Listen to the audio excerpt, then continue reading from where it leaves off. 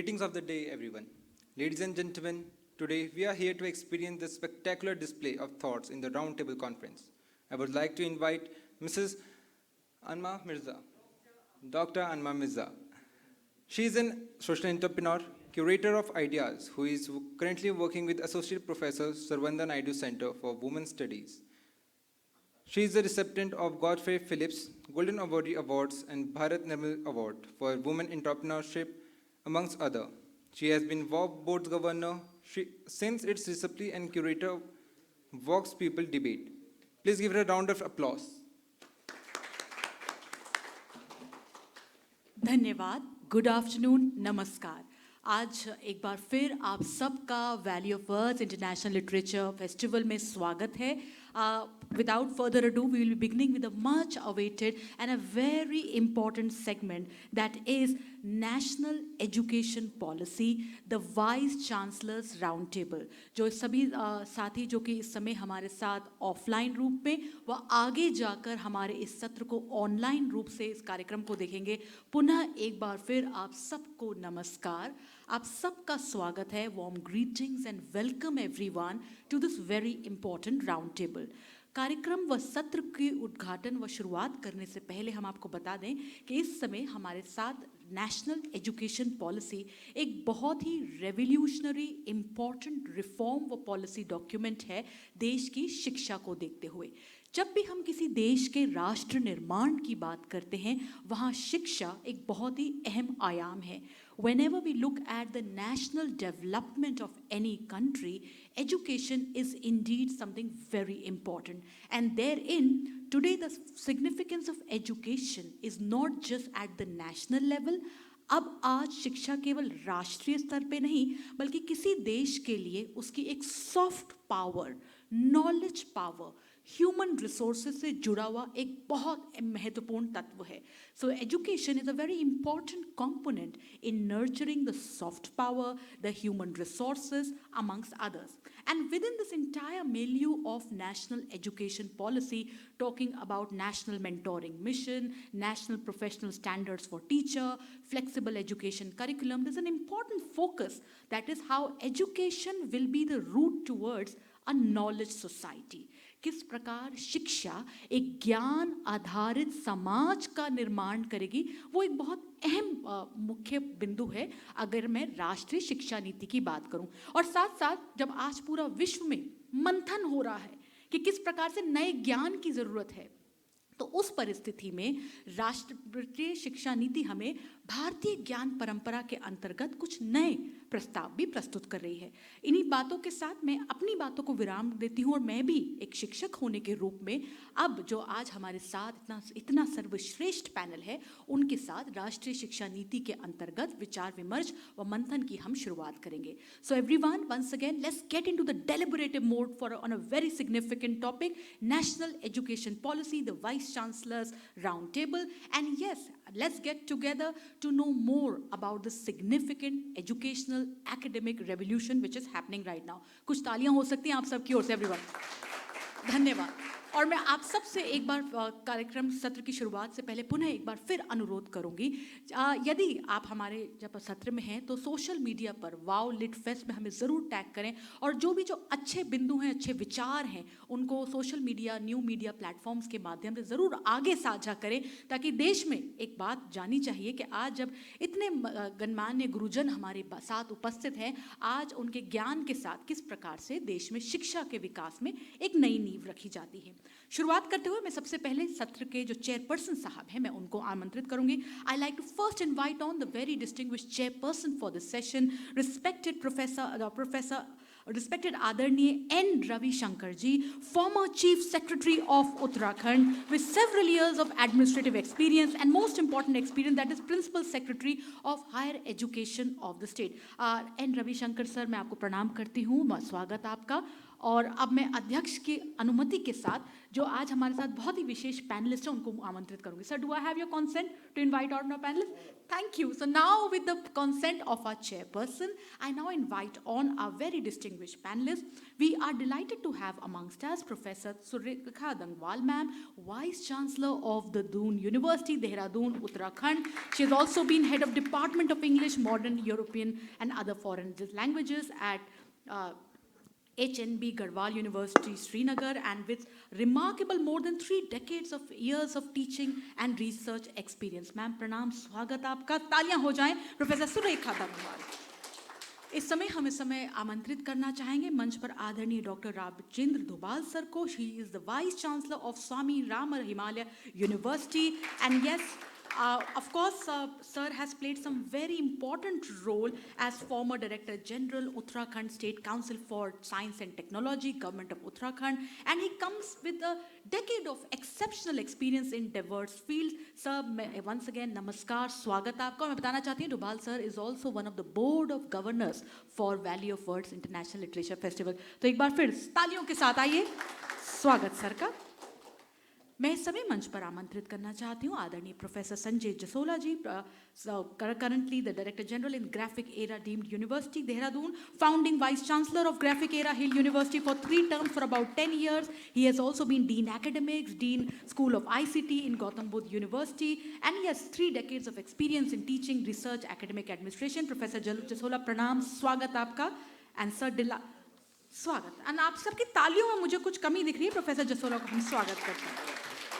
धन्यवाद. इस समय हमारे लिए बहुत ही खुशी की बात है कि आदरणीय डॉक्टर राम के Sharma, vice chancellor of UPES university हमारे बीच. Pranam sir, welcome. Dr. Ram K. Sharma, accomplished higher education leader. He's joined UPES at Dean Academics and then he became the Pro Vice Chancellor. And yes, I'd like to point out here that sir's expertise in setting up Greenfield University as well as transforming brownfield institutions and the important leadership roles across organization deserves a special mention. Sir, greetings, namaskar. And lastly, but surely not the least for this very important segment, we're delighted to have amongst us renowned food scientist, academician, who's taken also the important leadership role as the Vice Chancellor of Graphic Era Deemed University, Dr. Narpindra Singh. And yes, I'd like to also point here that sir's name is included in the list of top 1% scientists of the world in Web of Science, and he has been associated with renowned universities of Japan, America, Britain, China, to name a few. So on that note, welcome sir. और आइए अब मैं अपनी वाणी को विराम दूंगी क्योंकि मैं भी अब अध्यक्ष आदरणीय N Ravi Shanker सर से अनुरोध करूंगी. सर आपके साथ आइए इस सत्र को, इस मंथन को. Thank you, Ms. Amna Mirza. Welcome to all the panelists, Vice Chancellors. As was mentioned, that the focus would be on new education policy, the National Education Policy 2020. It's a huge document, so I would like to pick up on just 3 themes in order to trigger the discussion. I'm mentioning all the 3 themes so that it can elicit response in a unified way. The first one would relate to the convergence of the sciences and the liberal arts, which is what the NEP 2020 does focus upon. The second theme would be about the use of local languages. Higher education in India is mostly in English, so why not have local languages, Hindi and other regional languages. The third would be the role of critical thinking rather than rote learning. Just to trigger the whole thing, the convergence of sciences and liberal arts. I mean, such a thought was articulated first by C.P. Snow in his very seminal book called Two Cultures. He was both a scientist and a novelist. I think that's the remarkable point wish to make. Many of you would remember that Albert Einstein, the great physicist, was a violin player. Similarly, there have been many instances across where people who have attained eminence in the field of science had a strong background or grounding in the arts, music, literature, culture, etc. Point is, a good understanding of science and of arts helps one to develop professionally. That's the point. And while the Indian universities today were originally modeled on the University of London, but with the onset of the IITs, it has become a highly technocentric world. So I think there's need for correction. Second, of course, is the language which we need to be very, very familiar with.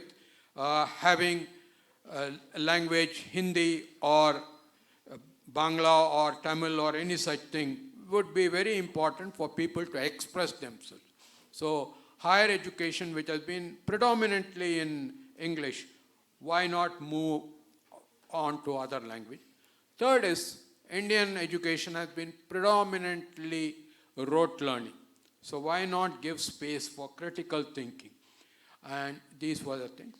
With these few thoughts, I would like to request Vice Chancellor Professor Surekha Dangwal ji, who represents the liberal arts, being from the English language faculty herself.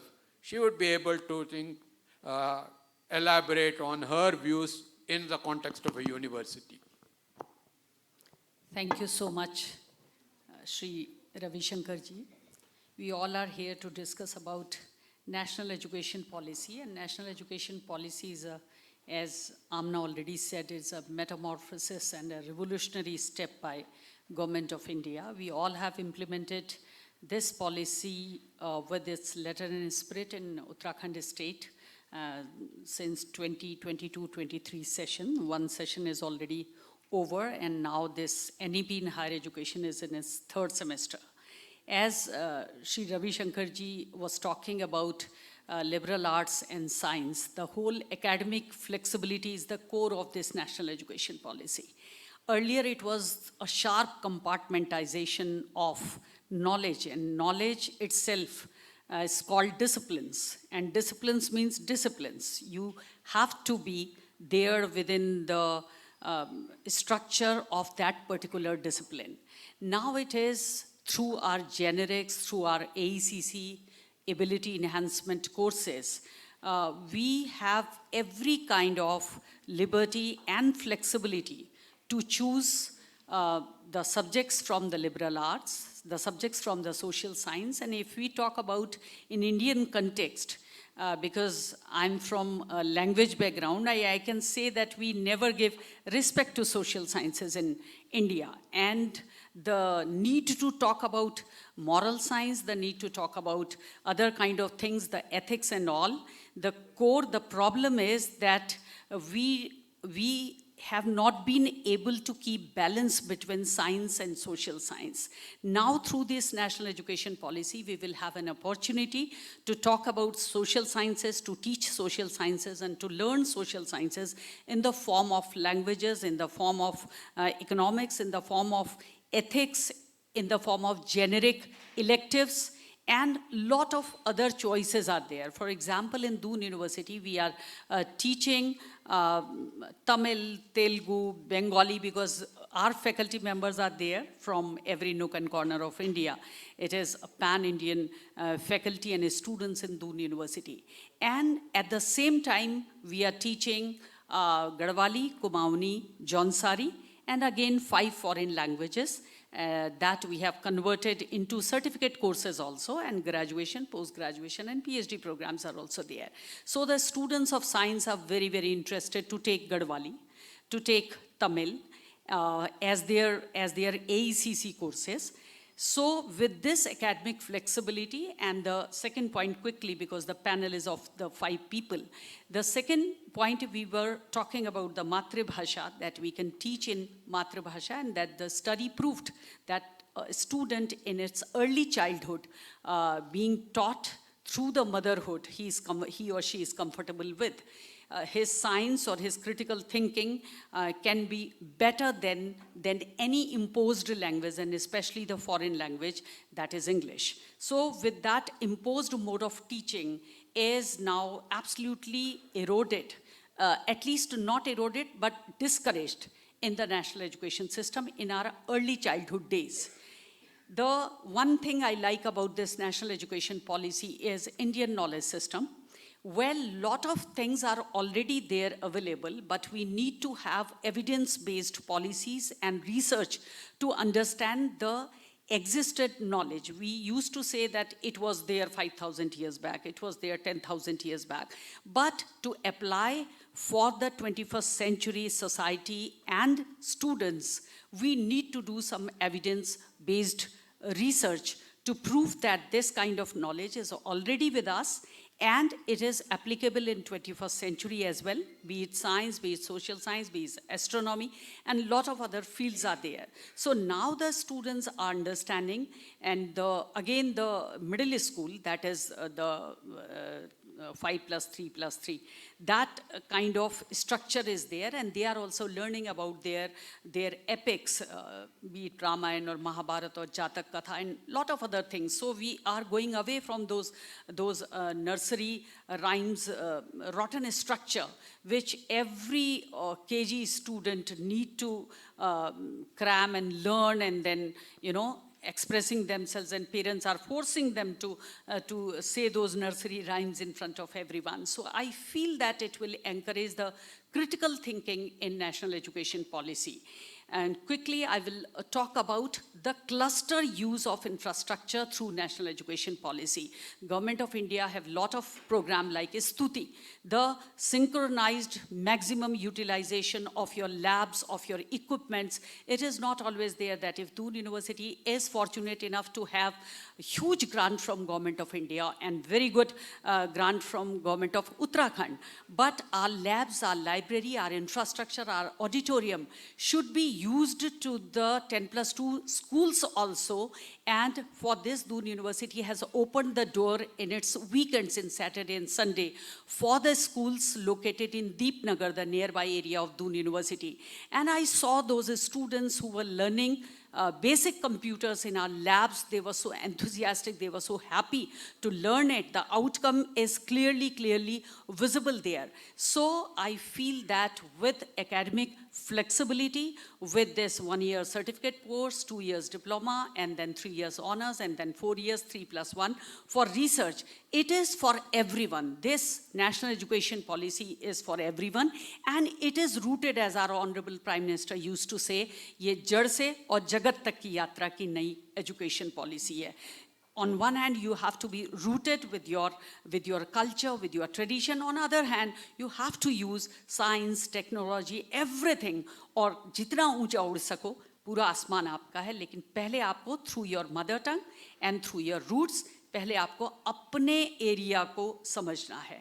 What we are, where we are, what is our region, what is specific things related to Himalaya, related to Uttarakhand. Once we understand it, then we can do wonders in learning science, technology, liberal arts, or anything, whatever we take. So it is good, and it is a very encouraging step by the Government of India and by the state government. And the thing is, only the responsibility is on the shoulders of the head of the institutions to implement this national education policy with its letter and spirit. Then it will change the scenario all over India. Thank you so much.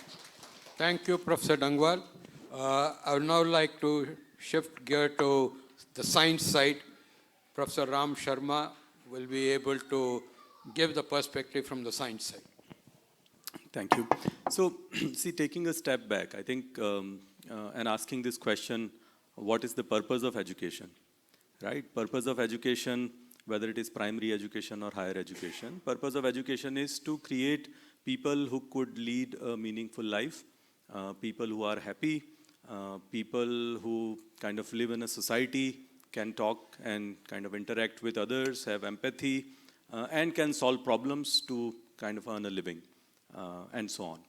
Now, historically also, if one sees thousands of years of human history, knowledge never really was divided into siloed disciplines, so to say. Starting from Vedic period to kind of Nishdic periods to Greeks, Romans, whichever period one takes. And different human societies, cultures had different ways of kind of acquiring knowledge and then kind of solving problems. There were things that the present society have or has kind of forgotten. For example, navigation, by looking at stars, for example, or sailing the ships, for example. How could people reach from point A to point B, right? Essentially, it was process of problem solving or kind of acquiring a knowledge through empirical means. And therefore, this question of science versus liberal arts is irrelevant because knowledge is always integrated. I think the point one should think about or ask is, and which is what NEP is stressing, is that how does one become a good problem solver? And if in the process one is required to acquire different kinds of knowledge, whether from sciences or from humanities or from any discipline for that matter, one is able to acquire that knowledge, work with others, if not acquire the knowledge oneself from all the disciplines, but at least work from people from different disciplines and then is able to solve the problem. Let me take an example which I've quoted several times in my university in the past also, that if somebody is required to create a bridge, for example, on the river, what problem is this? Is this a science problem or is this a liberal arts problem? The person possibly would have to know the hydrology part of it. What are the kind of fluctuations, rain cycle, all kinds of things. The person needs to know the soil structure, rock structure, and so on, geological activities. So geology also needs to be known. The person also needs to know sociology, how many people might get displaced, how to kind of rehabilitate them. The person also needs to know economics, what are the economic activity which might get disrupted or which might get created, what kind of cropping patterns or cycles might get affected because of this activity, if at all, let's say this bridge is coupled with a dam also, and so on. So there could be n number of aspects of a same problem or a same work which one is required to do. And therefore, this disciplinary debate is irrelevant to me. I think what we need to create is well-rounded individuals who have ability to look at problem as a holistic problem, analyze all the aspects, and then approach the problem either individually or kind of working in a team, which is also an important skill which not too many experts have. They can't work in teams and so on. The second question about vernacular versus also I feel is irrelevant. I'd just like to put my personal background to this. I grew up in a very small place in Rajasthan, which that time did not have any, so to say, English medium school, went to a government school and got introduced to ABCD in my class 6th. That is one. The second is till my bachelor's, and I did my physics honors, till my bachelor's I studied in Hindi medium. And in fact, even the terminology I was not aware of. So I would call acceleration as Twaran, I would call moment of inertia as Jadatva Gun, and all kinds of things, right? Escape velocity as Palayan Veg, and all kinds of things, right? But the point here is not that whether you know English or not. The point again is that whether you know the concept or not, right? If you know the concept, language is just a medium. you can always acquire a medium depending on kind of when it is required. And also, I could read and understand English, but I could not speak for a significantly long time because I had nobody around me with who I could speak English. So maybe that skill came later, but the conceptual understanding of the subject that I was reading was always there. In fact, I went for one of the interviews about 22 years back for a scientist position at Bhabha Atomic Research Center. And the interview panel, they were asking questions to me in English. And I was responding to them in Hindi because I could not speak English that well, but I could understand. So I would understand the question in English and I would reply in Hindi. So then the panelists, a couple of them were from South India also, who did not understand Hindi that well, but a panel also had a couple of people from North India who understood Hindi. So finally they said that, why are you not answering in English? We can't select you. Something like that came up. So then I told them that, I understand that my English is not that great, but if my physics is not great, you would regret hiring me. But if my English is not great and my physics is decent, maybe you could hire me and I can pick up language later. And so on. So this debate of vernacular versus English is irrelevant. I think the point is that whether we have sufficient rigor in the classroom, whether the kids are learning concepts, whether they are solving problems, whether they are practicing the right things, and so on, and whether they are able to work in teams, have those social skills, who can pick up social cues, etc. And I think the third thing is, which is critical thinking, is linked to the first two. I mean, if one is approaching a problem as a problem and not as a discipline, the critical thinking is actually inbuilt.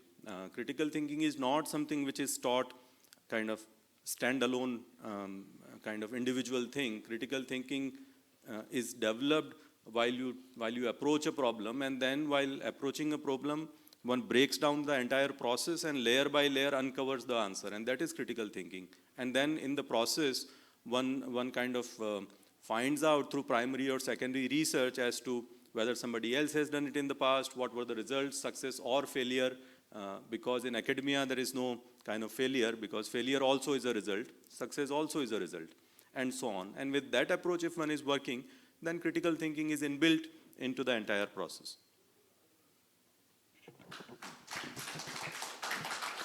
Thank you, Professor Ram Sharma.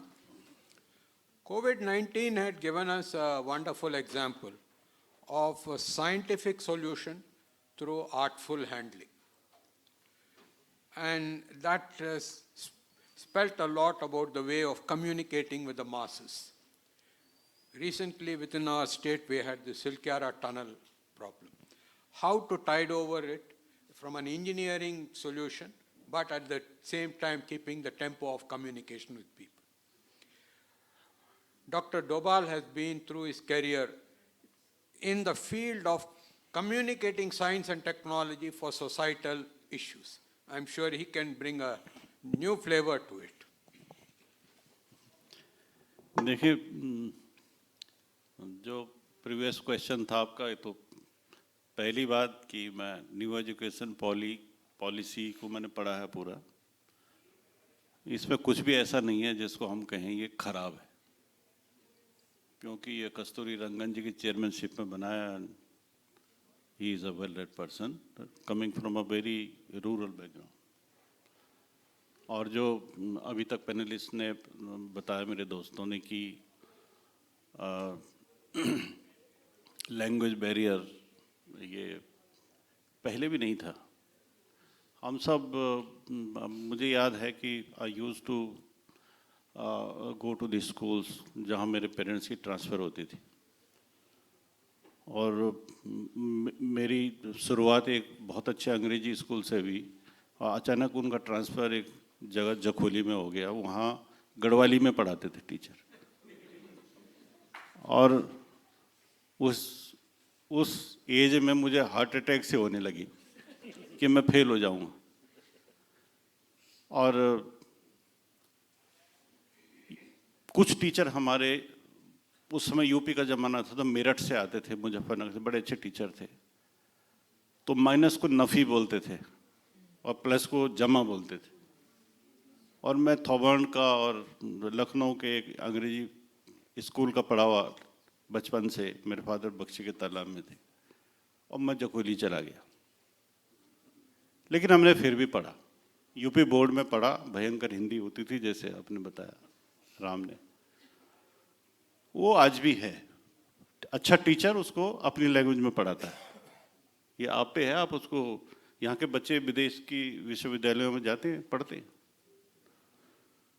उस पर मैं ज़्यादा आगे नहीं बोलूँगा, क्योंकि point is well understood. दो बात बोलूँगा जो पूरी ग्लोब इंक्लूडिंग इंडिया, इंडिया सबसे आगे है उसमें, they are in the bad need of vibrancy in higher education on two accounts.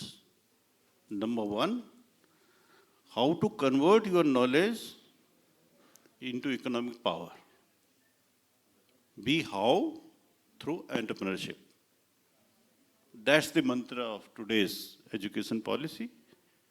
And the de facto, जो मतलब है वो यही है. Now, how to convert, for example, जो economic return आपको देता है, वो साइंस ही दे पाएगा आपको. आप कितना ही हिस्ट्री पढ़ लीजिए, इंग्लिश पढ़ लीजिए, ऑथर को तो रॉयल्टी मिल जाएगी. बट सोसाइटी को हम जो बोल रहे हैं सब साइंस, एलईडी से देख रहे हैं, कैमरे से खींच रहे हैं, माइक से बोल रहे हैं, अच्छे कपड़े पहने हैं, अच्छे हॉल में हैं, एसी चल रहा है, ये सब साइंस, इसी से पैसे मिलते हैं. नाउ एक कॉन्सेप्ट सबसे पहले यूएस ने चलाया था, पब्लिक प्राइवेट पार्टनरशिप्स, कि आप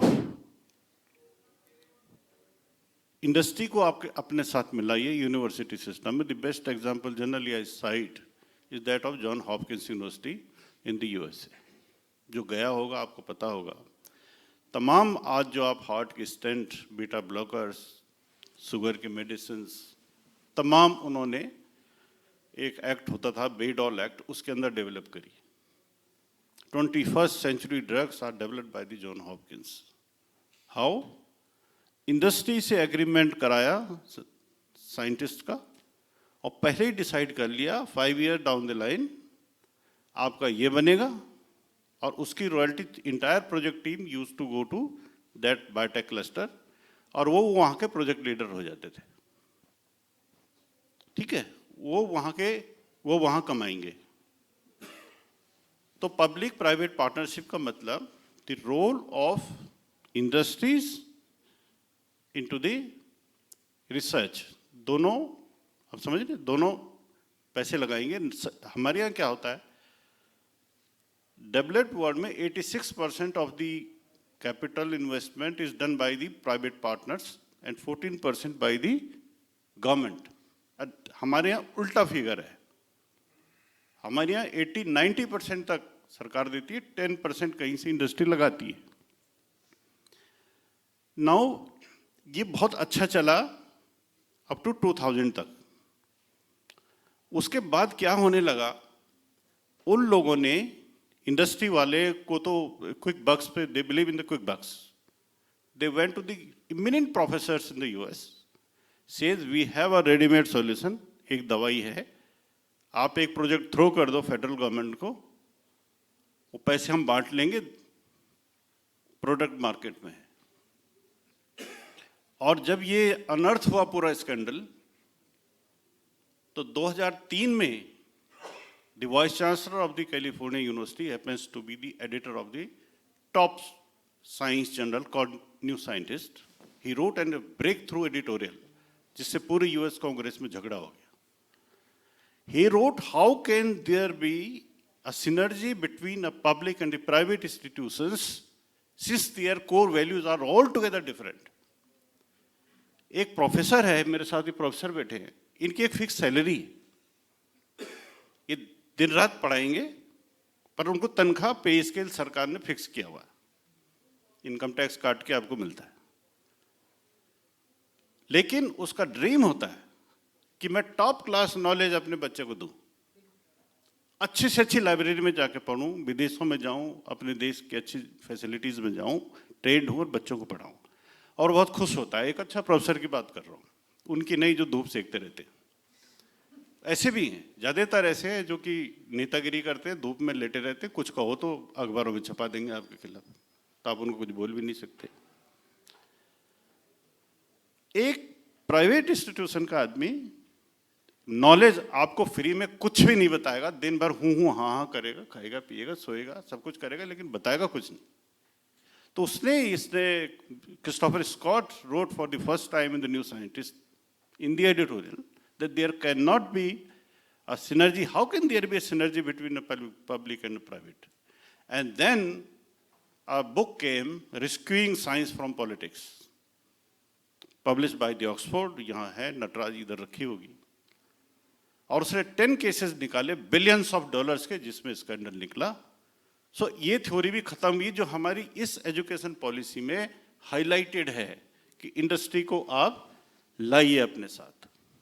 एक तो इसमें ये नुक्ता है.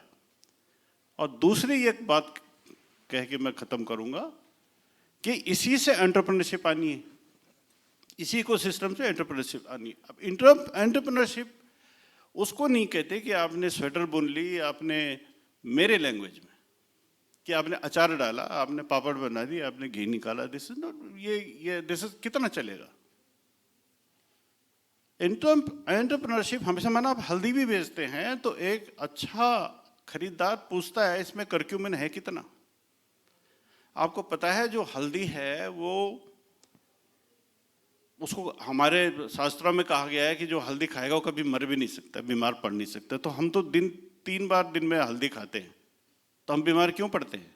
कोई खाना नहीं है जिसमें हल्दी नहीं पड़ती. केवल जब कोई मर जाता है तब हल्दी छोड़ते हैं. लेकिन क्यों? क्योंकि उसमें जो कर्क्यूमिन है जो हमको बचाता है वो हम या तो तेल में डाल के फूंक देते हैं, या हम ऐसी हल्दी खाते हैं जिसके कर्क्यूमिन बहुत कम होता है. हमारे देश में 2-3 जगह ही अच्छी हल्दी होती है. उसमें एक सेलम है तमिलनाडु का, और एक लकीडोंग है मिजोरम में. अब आप वो कर्क्यूमिन बेची, वो हल्दी बेचे जिसकी कर्क्यूमिन परसेंटेज, कर्क्यूमाइड उसके 7% से ऊपर है, तो हल्दी आपकी 5,000 रुपये किलो भी बिक जाएगी, बिक रही है.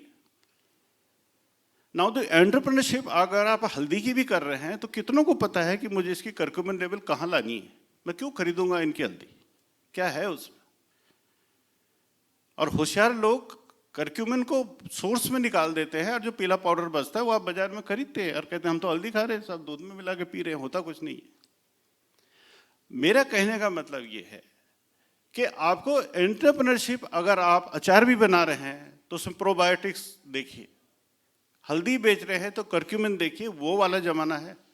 शहद बेच रहे हैं आप जिसमें शीशा लगा हुआ है, सनलाइट उसकी आइसोमेरिक फॉर्म चेंज कर देती है, वो चीनी बन जाता है, तो शहद के बेनिफिट आपको नहीं मिलते. कितने शहद बेच रहे हैं यहाँ पे, जैसे दवाई देखते हैं आप भूरी बोतल में होती है, वो क्यों होती है? कि आइसोमेरिक फॉर्म दवाई ना बदले, अगर उसी को आप थोड़ा सा बाहर रख दीजिए उस दवाई कोई फायदा नहीं करेगी.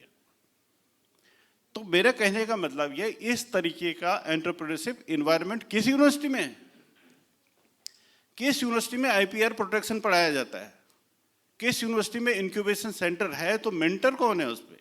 कौन सी यूनिवर्सिटी मेंटरशिप फ्री करती है? IIT वालों ने उत्तराखंड के बच्चे गेट से भगा दिए कि हम सेंट्रल गवर्नमेंट. तब मैंने जाके उसको टेलीफोन करा कि भाई इनको क्यों नहीं जाने दे रहे हो आप लोग?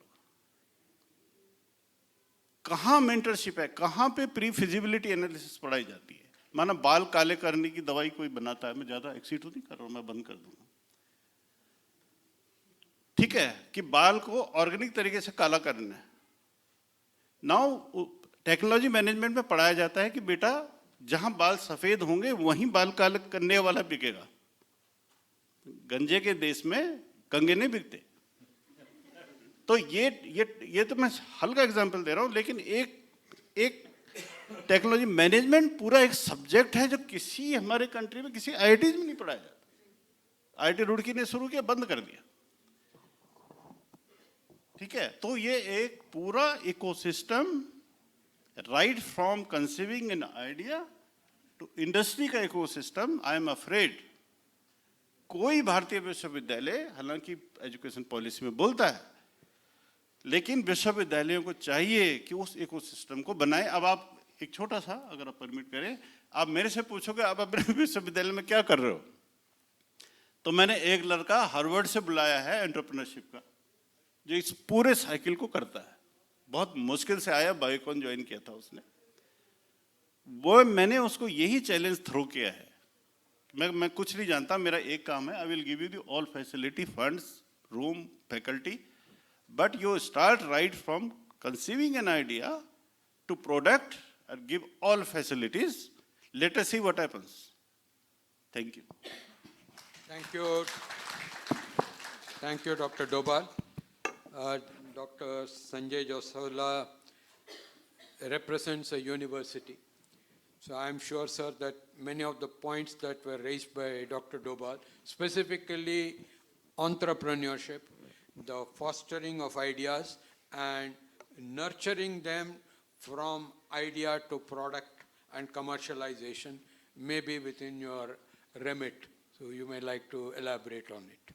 Sure, sir. But I would also like to talk a bit about engineering and technology because Graphic Era is known for its engineering courses, and so as the very first thing is yes, we all agree that the national education policy is very good. This was required, and especially the people in engineering, they had realized that this is the need of the hour. As you know, engineering education has been dominated by IITs, and because IITs had been IITs and their product, they had represented country, they had gone abroad and they have represented country, they are the CEOs. So IITs, so the regulators which were supposed to regulate the technical education, again the people were from IIT, so they tried to maintain whatever was being offered in IIT. So the very first thing was we were talking of including social sciences because it was so dominated by engineering courses that there was no scope for social sciences courses. So I remember as an engineering graduate, I did not study anything related to social sciences. But when I joined university and I was supposed to be the founding vice chancellor of a university, and my sister university was having courses in engineering, then the very first thing which I thought was that what should I offer in the university? So the very first thing which I realized was that there is a need for social sciences courses, and I started social sciences courses in my university. So this means there was a gap, and that was required to be filled. Now, national education policy says that the role of regulator will be a facilitator. If I share a very recent news, it says that so far AICT, which is a regulator for us, that is All India Council for Technical Education, it says that we will regulate the Bachelor in Engineering, Bachelor in Technology program and MBA and MCA programs. So far they had been doing this only. This year, from 2024, they say that now the bachelor program, BCA and BBA will also be regulated by the AICT. So on one side, we are saying that the regulator has to be a facilitator, and the regulator himself is contradicting it. Now, because this is a time of technology, and we are teaching these young kids, and we are saying that to survive in future, one has to have those skills which perhaps we are not aware of. We do not know what type of life it will be after 25 years, 30 years. People are talking of that fourth industrial revolution where digital, the computers, the physical world and the biological world are going to get integrated. And you know that Elon Musk is already having a program where he is trying to build a chip which will be inserted in your mind, and you will remember everything. So we cannot predict how the human beings are going to be in the next 25 years. So there is a need, yes, there is a need to let the student think in a different way. We are talking of critical thinking. We need to do that. But again, I'll take an example of the university. When a kid comes to a university that is for higher education, and if you ask him questions and if you see their responses, you will feel that they are not ready to ask questions. Now why? Because in his previous years, when he had certain queries, when he wanted to ask questions, he was not given those answers. Perhaps his curiosity was killed. So now the challenge is that the curiosity of that kid is not or should not be killed from the beginning. And yes, we can nurture it when he comes to the higher education. Sir, you are talking of the ecosystem. We always had the privilege of hearing Dr. Dobhal, sir, and he always speaks so well. I supported you also in your university. No, I am going to share that only. So we are one of those technology business incubator in the state besides IIT, and yes, sir has always supported us. And there has been few success stories out of that TBI. And perhaps you all may be aware of the smallest ECG machine, which is of the size of a matchbox, has been made by one of our student. And the energy drink, yes, this is another startup. And one more startup is D-Town Robotics, where the kids, they are making drones, and those drones are being used for agriculture purposes and in the defense sector.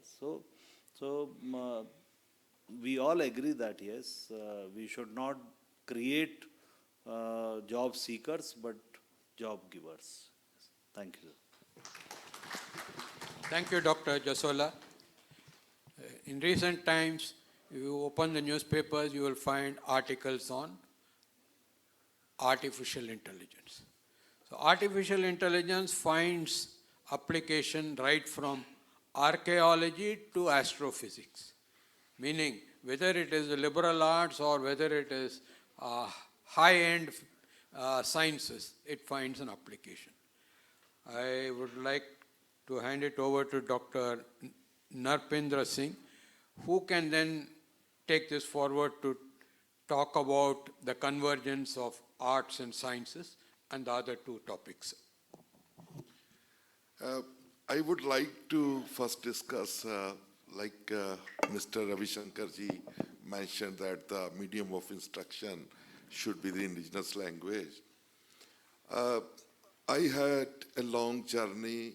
I also started learning English language at 5th standard.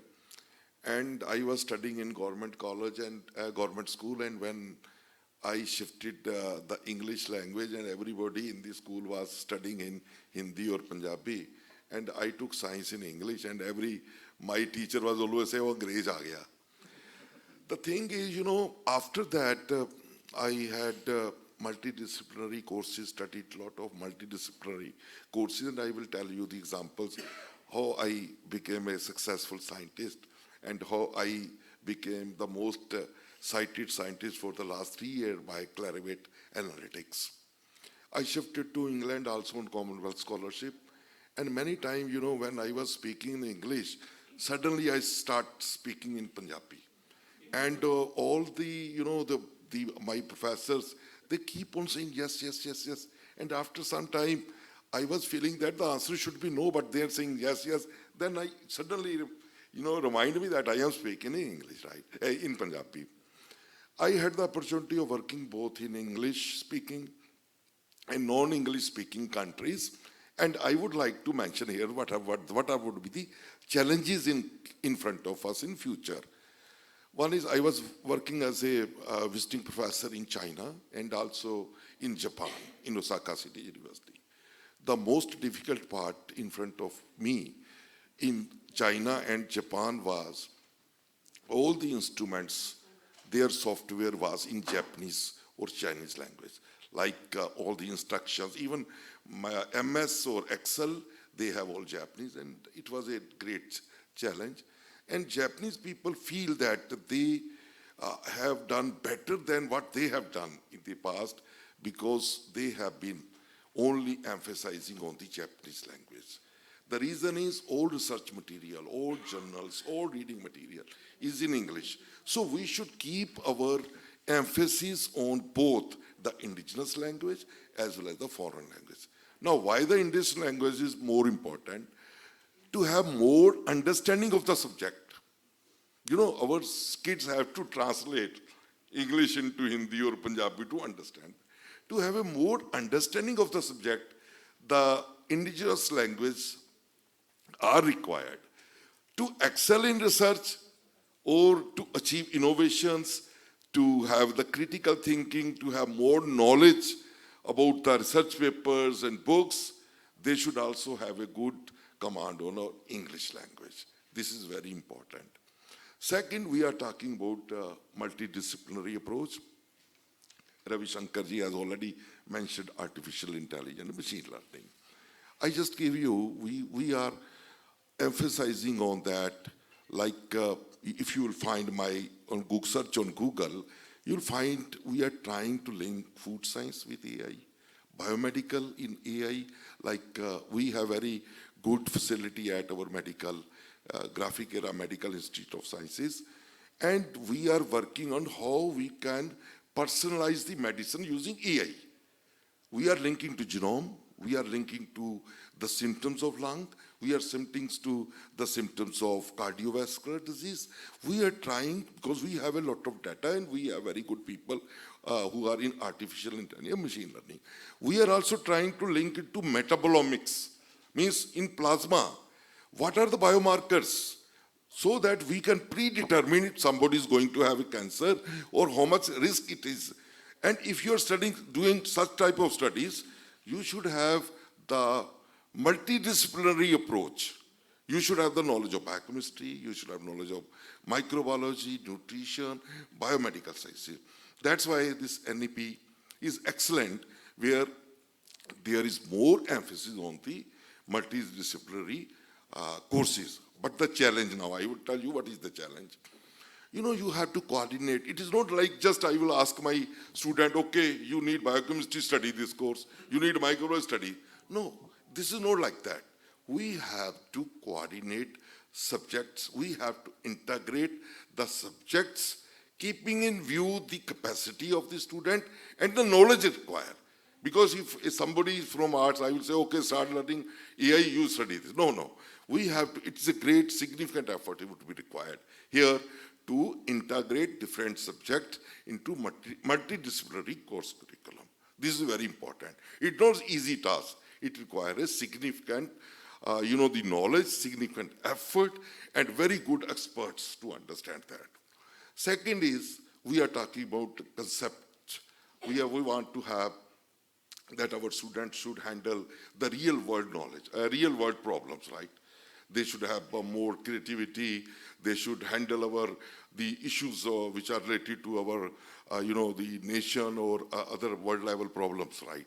For that, we need to teach or give the emphasis on the conceptual understanding in each subject. Now, for conceptual understanding, you need to have the case studies. You need to have more experiments. You need to have very good infrastructure. So, the NEP is good, but where is the infrastructure? We need to develop that. Now, we were talking about the collaboration. I tell you, I have approached many international organizations, and we have made the group of international people. If you'll find my publication or with my faculty, there are 17 people from 15 countries. This is how we are trying to tackle the problems. Every expert is expert in his field. You'll find so many papers with Japanese, Poland, Italians, or the Spanish people. You'll find 17 people for 15 countries, right? So we need to have that. If you don't have the access facility, you need to collaborate with the other. So we have tried to get the funds from international. Okay, we say we will spend 1 crore, you give us 1 crore. We will analyze your samples. This is how we have been getting the funds from. Not only the funds, to have the expertise, to have the knowledge of the people, to have the visibility at international level, to have more quartile papers, to have more citations. This we have been very successful. And in our graphic era, medical institute, I will say, we have the best facility related to MRI, CT scan, hematology, histopathology, you talk anything. So this is how we are trying to link with, like for example, in social sciences, our students, our faculty have been doing EI with depression. On social media, we have taken what are the messages being sent by the students? What are the messages being sent by the people?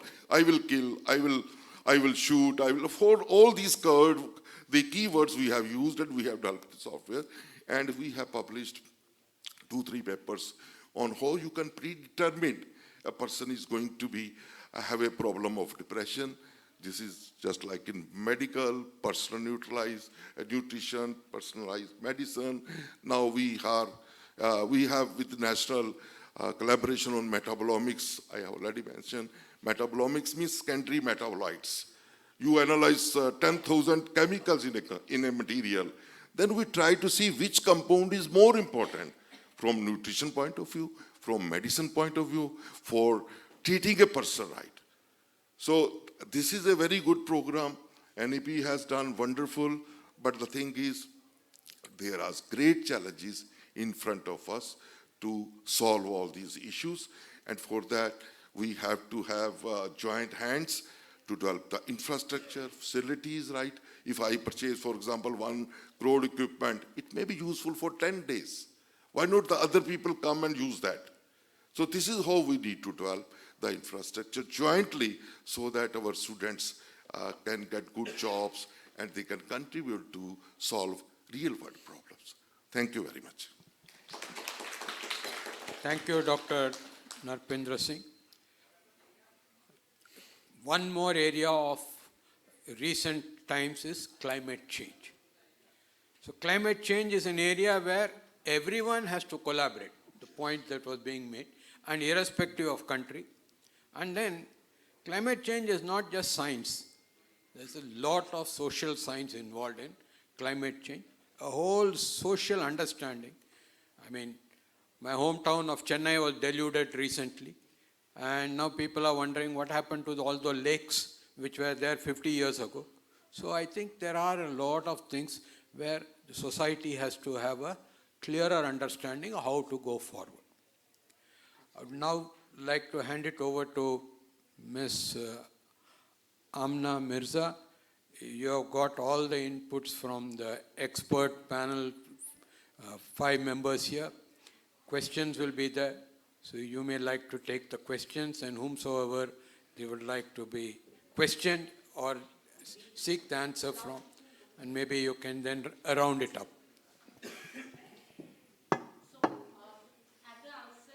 Round of applause. What interesting ideas they were.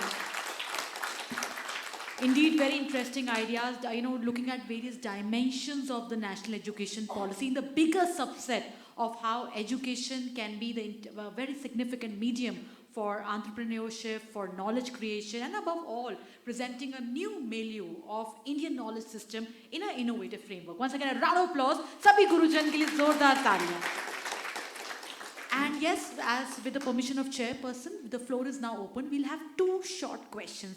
2 संक्षिप्त सवाल. मैं ज्योति ma'am को नमस्कार करती हूँ. ज्योति ma'am, she's ma'am. Of course, if you can just officially just introduce yourself, and of course, if the question brief, and of course, name of the panelist to whom the question is addressed. Jyoti ma'am, please. Yeah. I came in when Dr. Dobhal was speaking, and as an educator at school level, and who was very intensely involved with getting each child under my care into college. My question has 2 parts. A, foreign universities do a fantastic job of coming and taking the cream of our children, and most of our children go overseas. The remaining ones go to the leading universities in the metropolitans. What are you all doing to capture better minds? I don't agree with this. Okay. Okay. And second part is core subjects. What is your opinion about core subjects like biology is a core subject, but not bioinformatics, not biotechnology. So at college level, at school level, would it be better for students to have core subjects like biology, history, not political science, economics, not business studies? What would your opinion be? Any one of you could answer. Thank you so much. And I'm Jyoti Dhawan. Let me answer your first question. My daughter did master degree from University of Manitoba, and my son is also studying in Canada. Both are citizen of Canada, right? Why? Because I have studied here, and why my kids have gone, I will answer first that, right? Because the level of education, of course, has deteriorated in our country, I tell you. Because we have not changed our education system, and this education policy is going to change that, right? Like multidisciplinary approach and understanding, creativity, everything is coming here, right? The people, the students are, fully saturated. When they started thinking now the things they want to learn, because if you see on internet, right, people can easily understand what is going on in Canada, what type of studies are being, what type of courses are being taught. And when they find that here, even I remember my daughter did BTech from here, and when she was abroad, she asked a couple of questions usually related to computer science. And many of I am not a computer scientist or computer engineer, many of the answers, even from the people sitting in a big institute, were not able to answer her queries, right? Because of the infrastructure, because of the fast change in education, that's why the people are going abroad. Second is, of course, the employment has gone. If we are producing 16 lakh engineer and employability is only 1 or 2 lakh, I tell you. We have produced more engineers than the employable engineers, right? This is another challenge, right? Because what is the requirement? We have produced more than, and most of them are incompetent, I tell you. This is the reason. Yeah. Second question was related to your subject choices at school level, because they will ultimately go into college. Yeah, one thing I keep in mind that never change the interest of the student. If somebody loves music, allow her or him to go for music. Because I love food science, that's why I adopted it. And I have been very successful. Of course, I studied, if you classify me, I am a biotechnologist, I am a scientist, I am a food engineer, I am a food biochemist, I am food microbiology. Now you will find my papers in biomedical also. So it is the interest, I tell you. The interest is very important. If somebody is good in games, allow him or her, go and enjoy. What is your second choice? Ask him or her, this is the second choice, use. Because the passion, interest, if you will not allow the students to select his choice or her choice, then they will work or they will get some job, but they will not be excellent in that, I tell you. Can I add one dimension to the part A of your question? There are 15 lakh students who compete for a vacancy in IITs. And only around 30,000 students, they get that seat. This means your premier institution where a student is supposed to get entry, he is intelligent. See, out of those 15 lakh students, you are giving seat only to 30,000 students. Where others will go? If they are good, if they can afford, they leave the country. And they are leaving. But why should they? Why shouldn't they get into other colleges? Are you able to accommodate those many people? Okay, so if I respond to this thing, see, people leaving India for higher studies or for working abroad is not necessarily a bad thing. I mean, We are a society which is, we have very large number of people in the country, lot of bright people. I disagree with what you said is that the cream is leaving. Now, what do you mean by cream, right?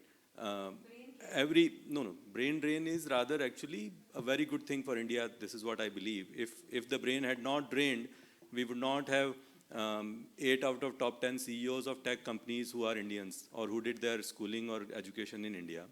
You would not have had remittances that are flowing in, the largest remittances that India receives in the world, right? We look at myopically a tuition fee which is exiting from India, which is few $1 billion a year, but we conveniently forget the billions of dollars of remittances that come back to India, right?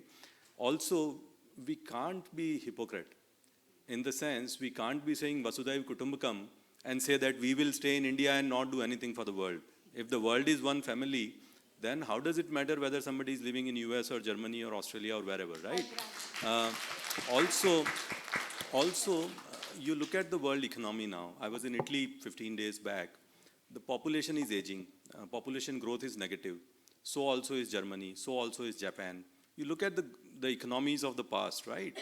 Now, India, who has been a kind of service economy, so to say, could actually has an opportunity to send people outside and contribute to the global economic growth, not just looking at our own home, right? That's one. And in the era of climate change and all kinds of things, globalization, there is circulation of everything, including from air circulation to money circulation to people circulation to idea circulation to pandemic circulation. So, I mean, it's honestly not even a topic. Now, coming to your second question, which is that what should they be allowed to study and combinations and so on, again, taking a step back, we should try to inculcate the habit of problem solving in kids, leave them open with problems, and then let them learn what is required to solve those problems. Maybe a bit of biology is required, maybe a bit of computer science is required, maybe a bit of history is also required, that how historically people solved that problem, right? Or maybe a bit of math, or maybe a bit of music. I mean, so I think what we are not doing in our schooling system is giving problems to students to solve and then kind of learn, because the world is moving towards micro-credentialing, which essentially means is that gone are the days when I will major in physics or chemistry or whatever. I will earn maybe 50 micro-credentials. Maybe I did some bit of thermodynamics, maybe I did some bit of statistical physics, maybe I did some bit of probability and statistics, and I'm solving a problem. So the industry does not bother. I mean, Elon Musk is hiring people who are not even college kind of graduates. He is hiring people who have the skill to solve the problem. So I think fundamentally the shift, which is also NEP is also talking about, is that how does one prepare better problem solvers is the bottom line.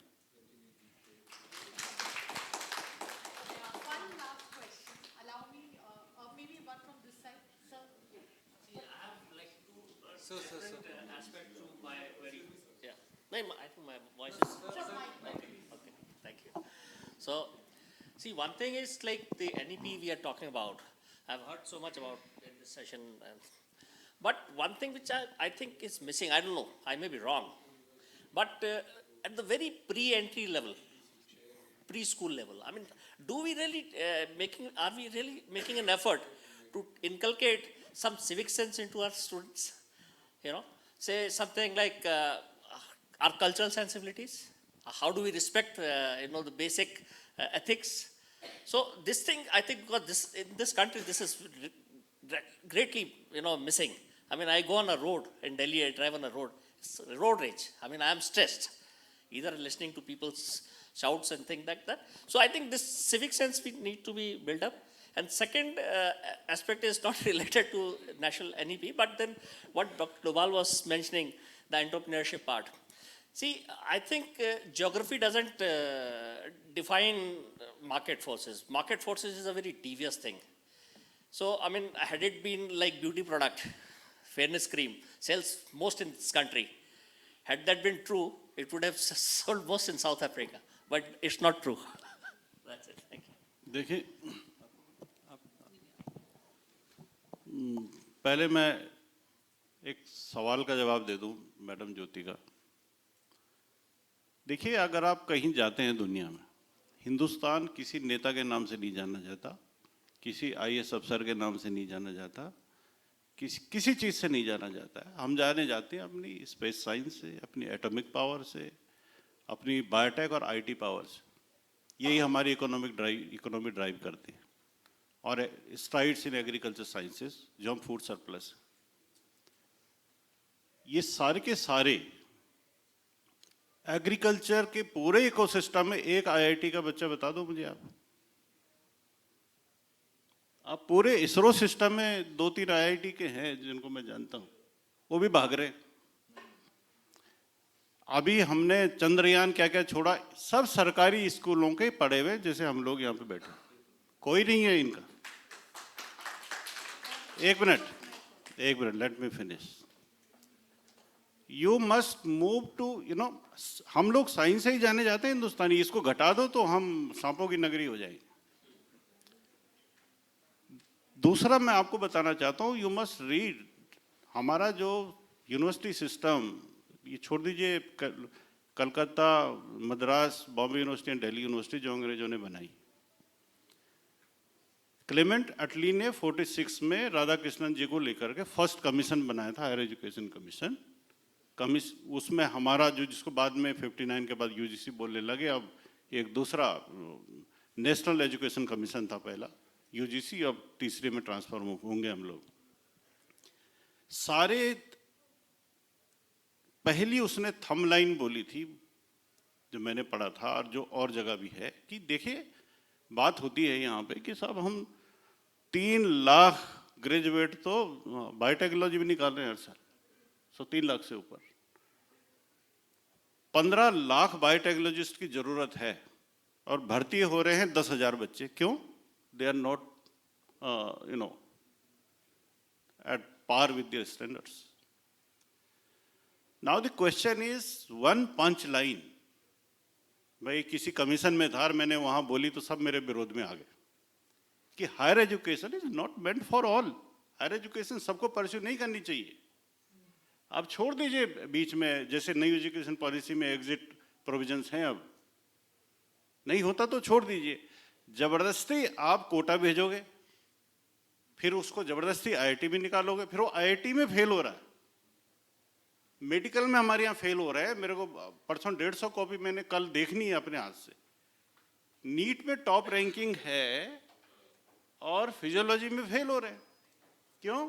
क्योंकि उन्होंने scoring वहां तो कर ली दिन रात रट करके और फर्जी इंटरमीडिएट का सर्टिफिकेट लगा के, लेकिन सिलेबस को कोप नहीं कर पा रहे हैं। क्योंकि डॉक्टर बनना है, पड़ोसी का प्रेशर है, को दिखाना है कि मेरे बच्चे को डॉक्टर बनाना है। मेरे बेटे ने खुद जर्मनी में एडमिशन सिक्योर किया, मैंने मना कर दिया भेजने से, क्योंकि यहीं पढ़ो, हम भी यहीं पढ़े हुए हैं, किसके काम आओगे आप? तो हम लोग एक इम्प्योरिटी कॉम्प्लेक्स बोलते हैं उसके शिकार हैं हम लोग। क्यों हैं हम लोग? हमारे एवरेज बच्चा बहुत होशियार है, लेकिन उसको दिखा दिया जाता है IIT का आईना, उसको दिखाया जाता है बड़ी यूनिवर्सिटीज का आईना। तो अब ये मुझे तब जाके पता चला जब मैं खुद बाहर की यूनिवर्सिटीज में गया, तब मैंने देखा ये तो कुछ भी नहीं है। पहले तो मेरे मन में भी था ही, भाई मैं गढ़वाल यूनिवर्सिटी को पढ़ा हुआ हूँ, तो मैंने सबसे पहले, अब मेरा आप नेट पे बायोडाटा ढूंढ लीजिए, मेरी फर्स्ट लाइन है PG फ्रॉम गढ़वाल यूनिवर्सिटी में, जान के लिखता हूँ। हमारे साथ के नहीं लिखते, वो लिखते हैं illustrious careers having post graduation degree in फलाना सब्जेक्ट। वो यूनिवर्सिटी छुपा देते हैं। क्यों? क्योंकि पता नहीं कहीं कोई यहाँ से बाहर जाता है, तो जैसे मैं डोभाल हूँ तो वो अपने को कुछ सरनेम दे देता है, भारती भारत कुछ कर देगा, पर वो ढोंडियाल डोभाल नहीं लिखेगा। क्योंकि वी आर कॉम्प्लेक्स पीपल, ऐसा है नहीं। We have to come out from this, ये इस फालतू की बातों से। हमारे एवरेज सरकारी स्कूलों में मेरा आज भी मानना है वेल क्वालिफाइड बच्चे, टीचर्स जाते हैं टेस्ट दे करके, BEd पढ़ के, और अच्छे से पढ़ाते हैं बच्चों को। ये नहीं कि मैं स्कूल चला रहा हूँ, मेरे घर में भाभी जी आती हैं, कहना मेरा स्कूल देख लो आप, और बच्चे फेल हो रहे हैं, कह रहे हैं ट्यूशन पढ़ो। ये दिस इज द रियलिटी। और एक लास्ट बात कि मैं पलायन आयोग के एक काम से गया टूर पे, तो मैंने देखा अच्छा खासा एक स्कूल है, क्वालिफाइड टीचर है, बच्चा एक नहीं है। तो मैंने एक ओल्ड लेडी थी, मुझे बड़े प्यार से खाना वाना खिला रही थी, तो मैंने कहा आप लोग अपने बच्चों को यहाँ क्यों नहीं पढ़ाते, आपने देहरादून क्यों भेजा हुआ है उनको? उन्होंने कहा इसलिए भेजा हुआ है बेटा, आप इसमें राजकीय फलाना विद्यालय हटा करके इसको थॉमसन स्कूल या कुछ अंग्रेजी नाम रख दो तो हम यहीं पढ़ा लेंगे। अब देखिए आप मतलब इसका कुछ टॉमसन जॉनसन कुछ रख दो तो हम यहाँ पढ़ा लेंगे। अरे व्हाट द हेल, मैंने बड़ा, क्योंकि उनका एक दिमाग में है कि अंग्रेजी स्कूल में अगर मेरा बच्चा पढ़ेगा, और ये सचमुच में है। अगर मैं कहूँगा मैं राजकीय माध्यमिक विद्यालय जघोली से दर्जा 10 पास हूँ, बोलेगा इसको तो कुछ नहीं आता होगा। मैं कहता हूँ मुझे मेरे डिसिप्लिन में वर्ल्ड की बेस्ट यूनिवर्सिटी में खड़ा कर दो डिबेट करने के लिए। वैक्सीन बनाई ना हमारे पूना वाला ने, ऑल 3 ISC से पास थे, they didn't go any foreign laboratory. सबसे महंगा जेट उसी के पास है आज, टॉप 10 के जो पास है, 600 करोड़ का जेट उड़ाता है, और यही वैक्सीन बनाया कोविड में। वो तो नहीं किसी MIT और ये जो दुनिया भर के वो टॉमसन जॉनसन। देखिए हमारे दिमाग में ये बैरियर जब तक बाहर नहीं निकलेगा तो ये हमारी जनरेशन तक ये बैरियर है, पर हमने इसको बहुत क्रॉप अप कर दिया है पड़ोसियों के प्रेशर से और इसके प्रेशर से। Higher education is not for all, I agree with this. जबरदस्ती गांव-गांव में जाके बच्चों को ला के भर्ती करोगे, पास करोगे, वो सड़क में घूमेंगे। तो बीटेक करने के बाद क्या कर रहा है, एक्सिस बैंक का वो है इंश्योरेंस करने वाला, हीरो होंडा की मोटरसाइकिल बिकवाने वाला। ये तब होता है, मत पढ़ाइए ना इतना, उसका एंटरप्रेन्योरशिप सिखाइए ना लोकल लेवल पे। This is my answer to this. Doctor Doval ने जो कहा, आई एग्री विद हिम कि गवर्नमेंट स्कूल्स में we have the most qualified faculty, और उसके कारण गवर्नमेंट स्कूल आज भी उत्तराखंड के जितने टॉप लोग उत्तराखंड को चला रहे हैं सब गवर्नमेंट स्कूल से पढ़ के आए हैं। लेकिन वो जो डॉक्टर डोभाल ने कहा कि we are known by science, otherwise we are जादूगर और मैजिशियंस का देश, इसमें मैं इसलिए एग्री नहीं करूँगी कि मैं सोशल साइंटिस्ट हूँ और हमारे सोशल साइंटिस्ट ने कॉलोनी, हाँ आपने एक्सट्रीम वो जहाँ से डिबेट शुरू हुई थी कि एक्सक्लूसिव कंपार्टमेंटाइजेशन में हमारे जो सोशल साइंटिस्ट थे उन्होंने इसको कॉलोनियल माइंडसेट जो आपने बताया टॉमसन स्कूल एंड ऑल, उस माइंडसेट से डीकोलोनाइजेशन को लाने में हमारे सोशल साइंटिस्ट ने बहुत मेहनत की है और बहुत सारी ऐसी थियरीज दी हैं जो थियरीज हमारे यहाँ के रॉ मटेरियल से मर्चेंडाइज होके deconstruction theory, post colonial, post historicism, ये सारी थ्योरी बन के अमेरिकन यूनिवर्सिटीज़ से फिर हम पढ़ने लगे अपने करिकुलम में, उनके खिलाफ आवाज़ उठाई और ये बताया कि हमारे यहाँ कितने 300 BC में ये सारी बातें हमने इस रूप में, या वो नाट्यशास्त्र आ रहा हो या नागार्जुन की थ्योरी रही हो, उस सब में हम उसे बता चुके थे। तो जो सोशल साइंस का है, means India known for Vivekananda also, India known for Gautam Buddha also, और जो नोबेल लॉरिएट इंग्लिश लिटरेचर के अगर मैं कहूँ उसमें अगर मैं T.S. एलियट का नाम कहूँ तो उनको नोबेल प्राइज ही इस बात में लिखा कि उन्होंने कहा all the problems starts on the bank of river Thames and it ends on the bank of river Ganga, the solution is India. And when he has given this solution, he says, उसने अपनी जो last canto लिखा what the thunder said, that is the solution. 4 problem जो राम बता रहे थे कि problem solving कैसे आएगी, social scientist की नज़र में उन्होंने कहा कि इन 3 डा को समझ लोगे तो विश्व शांति आ जाएगी, डा डा डा। और पहला डा दत्ता, देना सीखिए, जो भारतीय परंपरा में जो भारतीय ज्ञान नॉलेज नेशनल एजुकेशन पॉलिसी का कोर इंडियन नॉलेज सिस्टम, दत्ता दया, टू कंपैशनेट, दूसरे पे दया करना सीखे, सारे लोगों पे, मीन्स नॉट एंथ्रोपोजेनिक, केवल आदमी को लेके सारी नीतियाँ मत बनाइए, केवल कैपिटल वर्ड के लिए सब मत बनाइए, सब जीवों में, प्राणियों में प्राण देखिए और उन पे दया करिए।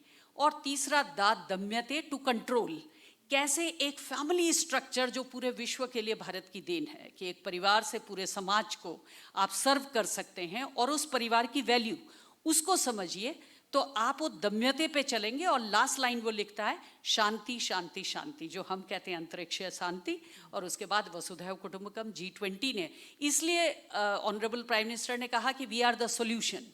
और निश्चित रूप से वो जो जड़ से जगत की बात थी कि सॉल्यूशन के रूप में न केवल हमारी थियरीज आएंगी, इंडियन नॉलेज सिस्टम आएगा, वे ऑफ फैमिली लाइफ आएगा, हम लोग कैसे जीते हैं, जो क्लाइमेट चेंज में रविशंकर जी ने बताया कि केवल साइंटिस्ट के भरोसे आप कहें ये होना चाहिए, ये होना चाहिए, और अगर अपनी लाइफ को कंट्रोल और डिसिप्लिन तरीके से नहीं जिएंगे तो बहुत मुश्किल हो जाएगी। तो मुझे लगता है कि national education policy is a best manifestation of Indian way of life. Science भी है और वैज्ञानिक तरीके से जीना भी है। So this is what I want to say. Thank you so much. If I can take that question, because nobody took. Okay, so see, I mean, it aligns very well with what Professor Dangwal said. Is see, civic or society is a secondary step. The purpose of education is first self, right? And if we do not understand self, then we may not be a good citizen as well, right? And you know, if one looks at it, and I kind of slightly disagree with Professor Dobhal about, you know, everything is being run by science, economies, money is earned by science, technology, etc. But some of our Baba log, they earn like billions of dollars. I mean, they have not earned any science. And why is that? No, which is fine, but every day new people comes up, right? So it's it's an interesting thing that if you see their followers or list of followers, you would find entrepreneurs, scientists, politicians, everybody would go and kind of follow them, right? What is it? Why do they become so popular, right? And there is an interesting article written by a leading sociologist on kind of sociology of becoming Babas, right? I'm not deviating from the topic, but coming back to this thing that India is known by the 4 things that Professor Dobhal said, but since ages, India was also known for its spirituality. I mean, you see Steve Jobs to Zuckerberg to everybody has come to India, to Rishikesh or to, I mean, neighboring places to seek something higher, which they felt India is the right source, right? And what is that higher kind of source, which India has been known for centuries, which is basically the quest for self. And that has not changed in thousands of years. The human being, the nature of human being has fundamentally not changed. Ego, which is ahamkar, to greed, to anger, all those things have not changed in a human being. So while the externalities, economics, earning, all those things are very important, but what is even more important is to teach a child that how do you lead a happy and healthy life? How do you kind of lead a fulfilling life while earning money? Also you realize that this is Maya, this is not, this is useless, right? Now that knowledge somehow we have not been able to pass on to our younger generations. That while dharma is important, earth is very important. I mean, money is very, very important to lead a good life. But even before earth is dharma, right? And kam and moksha is also important. But the point is that fundamentally, if we don't focus on the self, then the civic sense also will not come. Because I'll be very content. I mean, if there is a basic, regard for basic civil sensibilities, that is what is missing.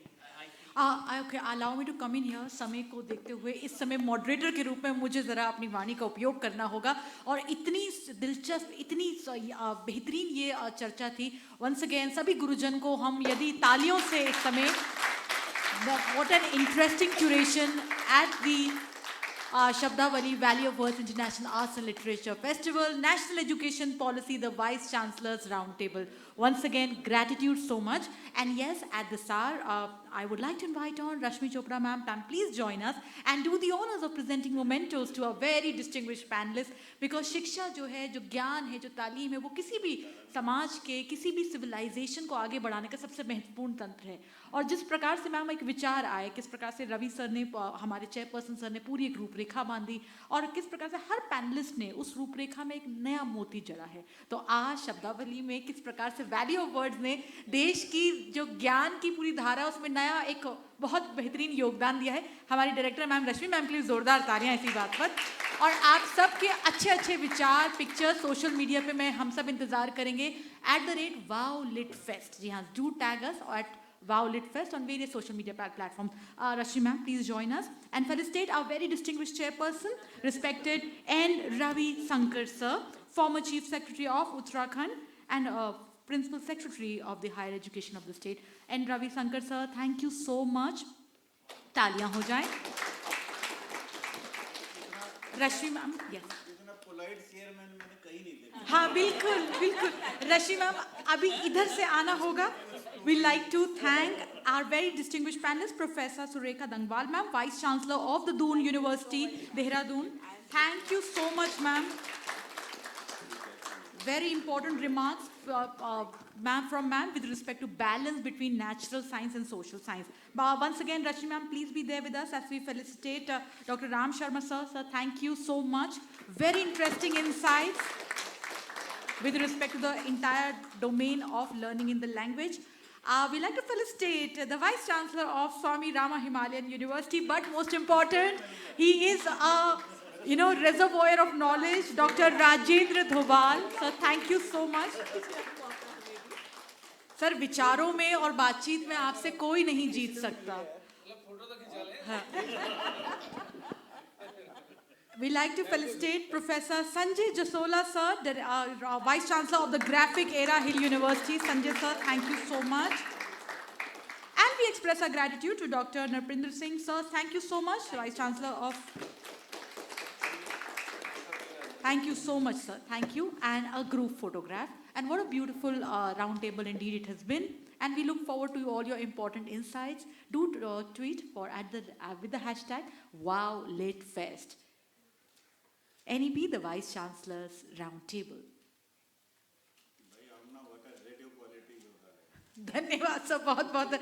Sir, I really say here, I am a product and practitioner of Indian education system.